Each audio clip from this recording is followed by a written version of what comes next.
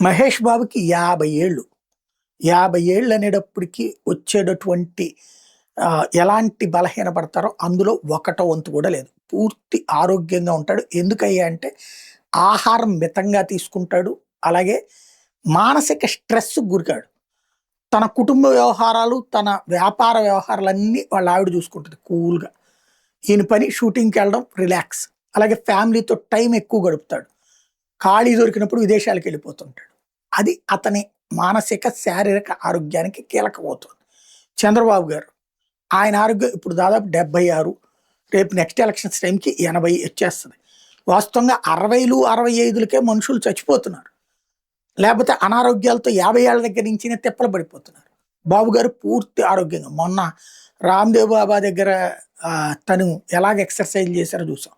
ఆయన అంతే మితంగా తింటారు. రాజకీయాలు అనేటటువంటి దాన్ని ఆస్వాదిస్తారు. ఎత్తుకి పై ఎత్తులలో తృప్తి పడతారు, ఇష్టపడతారు. కాబట్టి అక్కడ ఆయన ఇంకొకటి ఏంటంటే మానసిక ప్రశాంతత అన్నటువంటిది ఆయనకి కీలకంగా మారుతుంది. కాబట్టి వీళ్ళిద్దరిది చూస్తే వయస్సులు అనేటటువంటిది శరీరానికి భారం కాదు. శరీరము మనసుని అదుపులో పెట్టుకుంటే ప్రశాంతంగా ఉండొచ్చు ఏ వయసుకు వచ్చినా అన్నది స్పష్టమైపోతుంది.